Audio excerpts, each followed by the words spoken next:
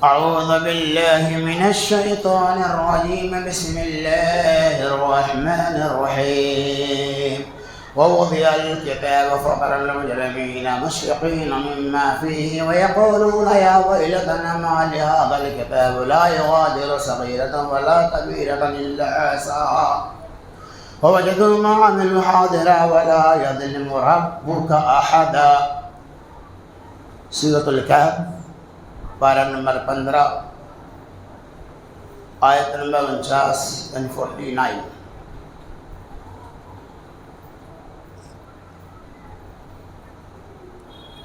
وقال الله تبارك وتعالى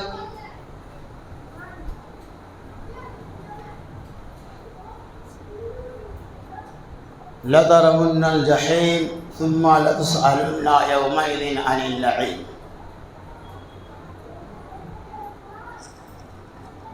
ہر قسم کی حمد و تعریف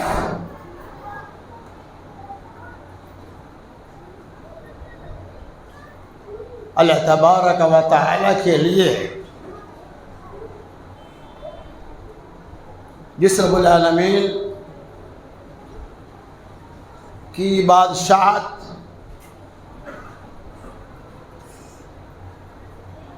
حاکمیت مالکیت اور شہنشاہینیت پوری دنیا پہ مسلط ہے. اللہ تعالی مالک الملک ہے. اللہ جسے چاہے عزت دے، اللہ جسے چاہے ذلت دے، اللہ جسے چاہے مالدار بنا دے، اللہ جسے چاہے غریب بنا دے. یا اللہ رب. تو گزشتہ جمعہ سورہ تکاثر کی مناسبت سے چند باتوں کی وضاحت کی گئی تھی، اور جس کا ماحصل یہ تھا کہ دنیا کی جاہ و جلال اور دنیا کی مال و ثروت کی چاہت نے، مال کی کثرت نے ہمیں اور آپ کو اللہ تبارک و تعالیٰ کی یاد سے غافل کر دیا. اور قرآن نے کہا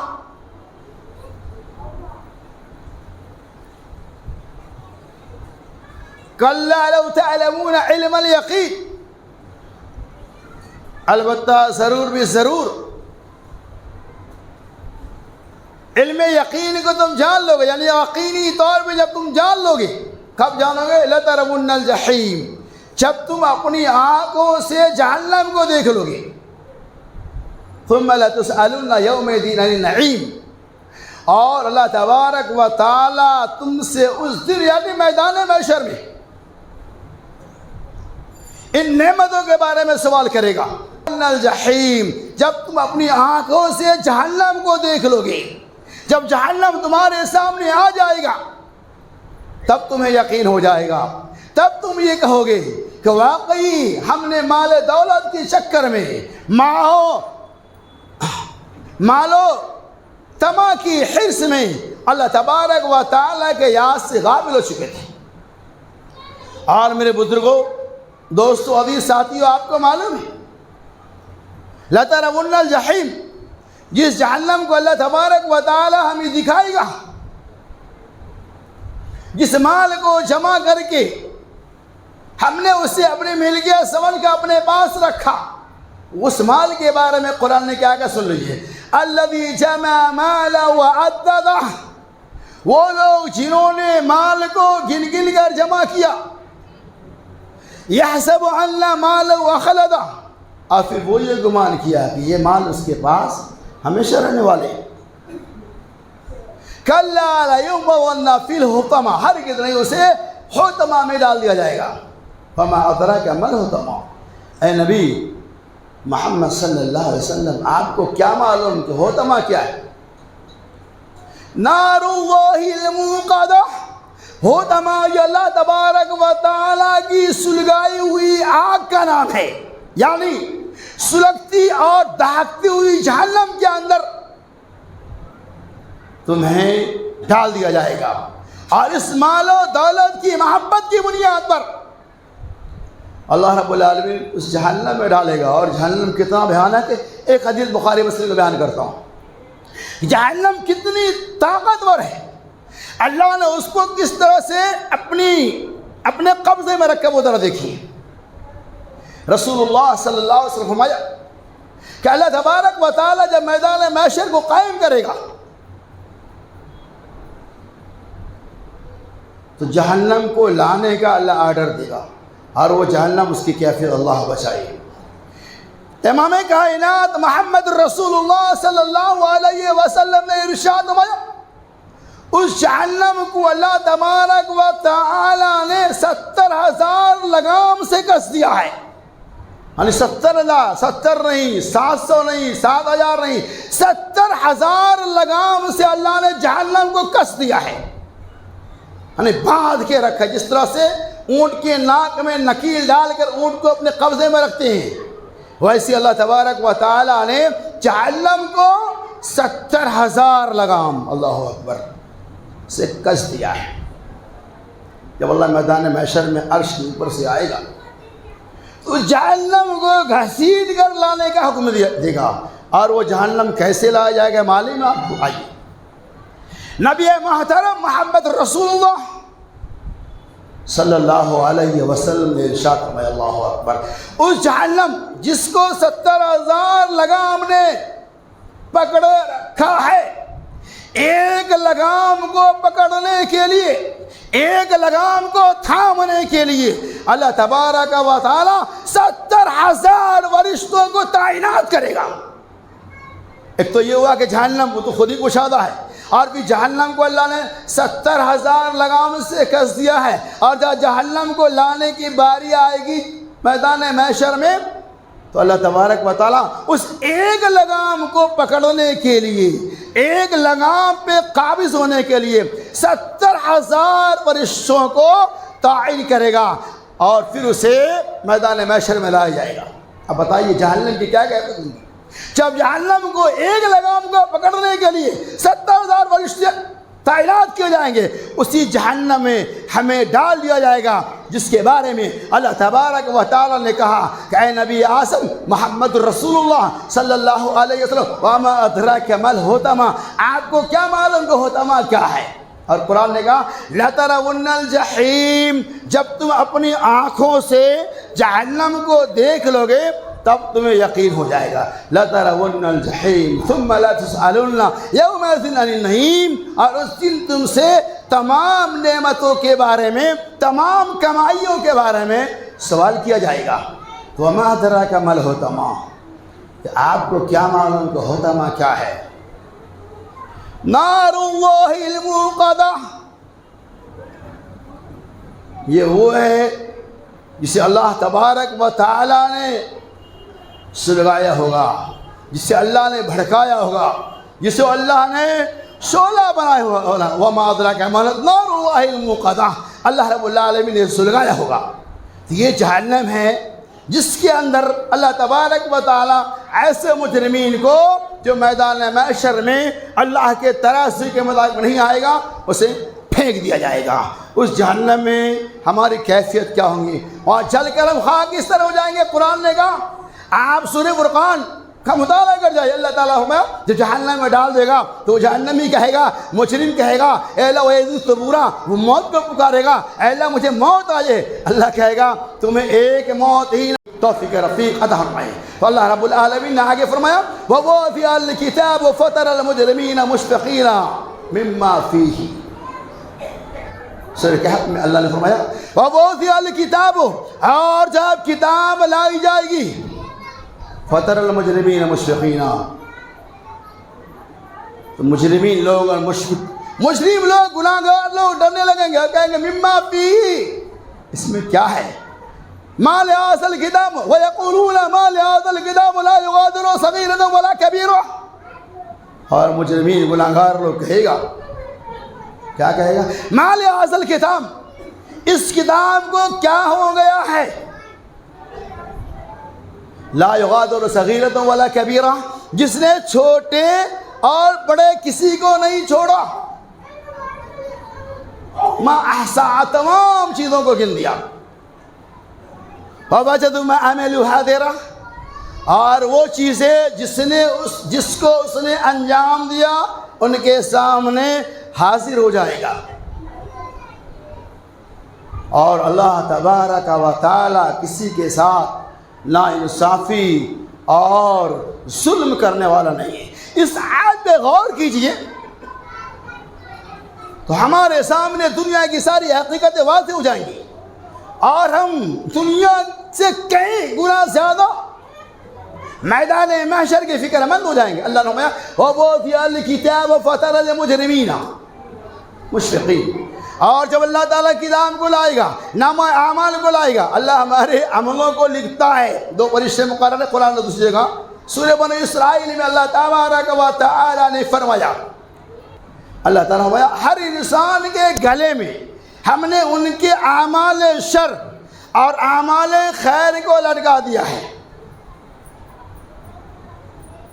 اقرأ کتابک، اللہ کہے گا اپنی کتاب کو پڑھ، اقرأ کتابک، کتاب کو کھول دیا جائے گا، کہے گا پڑھو، کفا بنفسک علیک من اہتدی لنفسہ ومن ضل، آج کے دن تو اپنے لیے خود ہی کافی ہے۔ من اہتدی فانما یہتدی لنفسہ، جس نے ہدایت کو قبول کیا اس نے اپنے نفس کو قبول کیا، اور جس نے ہدایت کو قبول نہیں کیا وہ اپنے آپ کے لیے گمراہیت کو اختیار کیا۔ وَلَا تَزِرُ وَازِرَةٌ وِزْرَ أُخْرَىٰ، اور اس دن کوئی کسی کے بوجھ کو اٹھانے والا نہیں ہوگا۔ اب اس آیت پہ غور کیجئے کہ دنیا میں ہم جو عمل کرتے ہیں قرآن نے کہا کہ ہم اس کو گلے میں لٹکا دیں گے، یعنی اعمال خیر کو بھی اعمال شر کو بھی، اور نبی اعظم محمد الرسول اللہ صلی اللہ علیہ وسلم نے ارشاد فرمایا انسان کے اعضاء خود گواہی دیں گے کہ آپ نے ہاتھوں سے کیا کمایا، ہاتھوں سے اچھائی کیا یا برائی، پیر سے بری جگہ چلا یا صحیح جگہ، آنکھ سے بری چیز کو دیکھا یا صحیح دیکھو، دل کو صحیح جگہ استعمال کیا یا غلط جگہ، زبان کو صحیح جگہ استعمال کیا یا غلط جگہ۔ قرآن نے کہا اقرأ کتابک کفیٰ بنفسک الیوم علیک حسیبا، اللہ فرمائے گا آج اپنی کتاب کو خود پڑھ لے۔ جس طرح سے میموری میں جانتے ہیں آپ پوری زندگی کی ہماری ہسٹری رہتی ہے، ہر کوئی جانتا ہے، آج تو سمجھانا آسان ہے، موبائل چلاتے ہیں آپ، میموری کے اندر کتنا بڑا ہوتا ہے وہ، اتنا چھوٹا،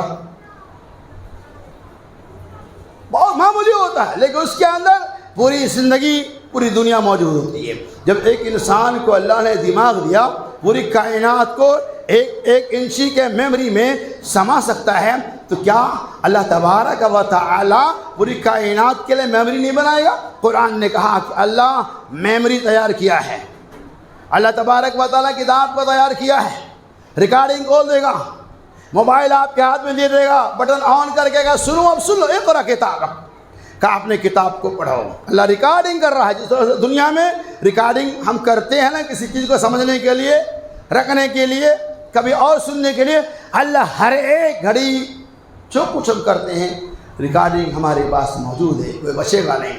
تو اقرأ کتابک کفیٰ بنفسک الیوم علیک حسیبا ولا تزر وازرۃ وزر اخری، کوئی کسی کو کام آنے والا نہیں ہے، وہاں کوئی کسی کا بوجھ اٹھانے والا نہیں ہے۔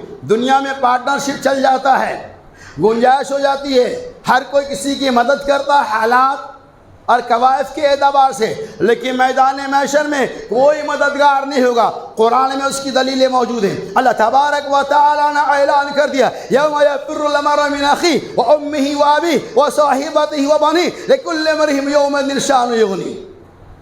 اللہ نے کہا یوم یفر المرء من اخیہ، اس دن انسان اپنے بھائی سے بھاگے گا، وصاحبتہ وبنیہ، اور بیوی اپنے بال بچوں سے بھاگے گی، اور باپ اپنے بیٹوں سے بھاگے گا۔ کیوں؟ اس دن ہر ایک انسان اپنے عمل میں مشغول اور مصروف ہوگا، ہر ایک انسان کو اپنے عمل کی فکر ہوگی کہ آج میدان محشر میں ہم کھڑے ہیں، ہمارا پیر نہیں ڈگمگائے گا جب تک کہ ہماری زندگی کا اللہ کے سامنے حساب و کتاب نہیں دے دیا۔ ہر انسان پسینہ میں شرابور ہوں گی یوم، کیوں قرآن نے کہا ہر انسان کو اپنے آپ کی فکر ہوگی کہ میرے ساتھ کیا معاملہ ہوگا۔ جن کے نامہ اعمال دائیں ہاتھ میں دیے جائیں گے وہ خوش و خرم اپنے گھر کی طرف آئے گا، اپنی منزل کی طرف آئے گا، اور جن کے نامہ اعمال ان کے پشت کے پیچھے سے بائیں ہاتھ میں دیے جائیں گے وہ ناراضگی کا اظہار کر دیں گے۔ اور اللہ تعالیٰ فیصلہ صحیح رہا، اس کو جس کو نامہ اعمال بائیں ہاتھ میں دیے جائیں گے فیصلہ صحیح رہا، ان کو جہنم میں دھکیل دیا جائے گا۔ اسی جہنم کے بارے میں اللہ تبارک و تعالی نے فرمایا لا ترون الجحیم، کیا میدان محشر اور جہنم میں یقین تب ہوگا جب تم اپنی آنکھوں سے دیکھ لو گے؟ نہیں، ہمیں یقین ہونا چاہیے، اور یقین ہوگا تو فائدہ کیا ہوگا؟ وَوَضَعَ الْكِتَابُ فَتَرَى الْمُجْرِمِينَ مُشْفِقِينَ وَيَقُولُونَ مَا لِهَذَا الْكِتَابِ، اور جب کتاب بکنے لگے پٹافٹ، مَا لِهَذَا الْكِتَابِ، اس کتاب کو کیا ہو گیا ہے؟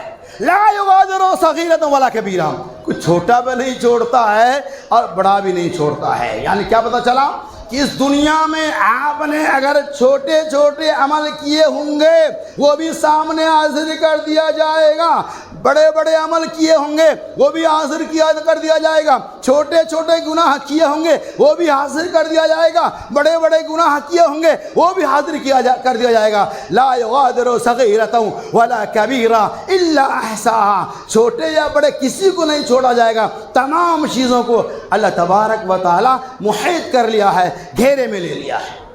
اور بندہ کہے گا ما لہذا الکتاب، اس کتاب کو کیا ہو گیا؟ اسے کیا پتہ چلا کہ دنیا کے اندر ہمیں نیکیوں کے کاموں کو انجام دینے میں ذرا بھی چکنا نہیں چاہیے، کبھی یہ نہیں کہنا چاہیے یہ معمولی نیکی ہے جانے دو ہم بڑی نیکی کر لیں گے، نہیں، چھوٹی نیکی کا رب نے قبول کر لیا تو بڑی نیکیوں سے بھی فوقیت لے جاتی ہے۔ اسی طرح سے کبھی کیا ہوتا ہے گناہ کرتے، چھوٹا گناہ ہے کیا ہوگا جانے دو، چھوٹا بڑا گناہ توڑی ہے، ہم شراب توڑی پی رہے ہیں، ہم زنا توڑی کر رہے ہیں، ہم سود توڑی کر رہے ہیں، چھوٹا گناہ ہے چلے گا، ہم کیا کہتے ہیں کوئی وقت کر رہے تھے۔ لیکن قرآن نے کیا کہا لا یغادر صغیرۃ ولا کبیرہ، چاہے گناہ چھوٹا سا چھوٹا ہو یا بڑا، اللہ فرماتا اسے بھی نہیں چھوڑا جائے گا، ایک ایک گناہ کو سامنے رکھا جائے گا۔ اور قرآن نے واضح کر دیے وَمَن يَعْمَلْ مِثْقَالَ ذَرَّةٍ خَيْرًا يَرَهُ وَمَن يَعْمَلْ مِثْقَالَ ذَرَّةٍ شَرًّا يَرَهُ، جس نے ذرہ برابر بھی بدی کیے ہوں گے وہ بھی اسے دیکھ لے گا، اور جس نے ذرہ برابر بھی نیکی کیے ہوں گے وہ بھی اسے دیکھ لے گا۔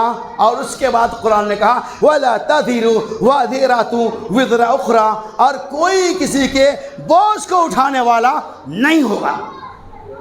میدان محشر کا منظر اتنا بھیانک ہوگا، آپ نے سنا ہوگا مشہور معروف حدیث ہے باختصار یہ، ایک ایک رائی کے دانے کے برابر نیکی گھٹ جائے گی۔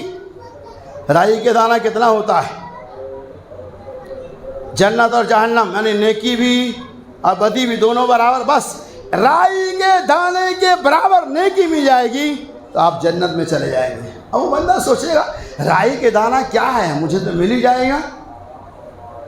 اللہ کہے گا جاؤ لے آؤ کسی سے مانگ کے، پورا وہ سیر کرے گا میدان محشر میں، پہچان والے بھی ملیں گے، دوست بھی ملیں گے، یار بھی ملیں گے، ماں باپ بھی ملیں گے، حتیٰ کہ بیوی بھی ملے گی، اور کہیں گے یاد دلائیں گے اپنے دوست کو میں نے دنیا میں کتنا ساتھ دیا، کہیں گے بھائی مجھے ایک نیکی گھٹ گئی ہے مجھے دے دو، کہ اگر میں تمہیں یہ نیکی دے دیا شاید اتنی نیکی ہمارے اعمال میں کمی ہو جائے گا، پھر ہمارا کیا انجام ہوگا؟ پورا میدان محشر چھنا لگائے گا، بیوی تک اس کو ایک نیکی دینے کے لیے تیار نہیں جس کے لیے پوری زندگی آپ لٹا رہے ہیں، وہ اولاد جس کے لیے آپ جھوٹ اور سچ کا ملا دیتے ہیں، وہ اولاد بھی رائی کے دانے کے برابر ایک نیکی نہیں دے سکتا، دینے کے لیے تیار ہے، وہ اولاد جس کے لیے آپ پوری دنیا چھوڑ کے جاتے ہیں، اس میدان محشر میں اولاد پہچان لگے میرا باپ ہے، لیکن دے گا نیکی نہیں دے گا۔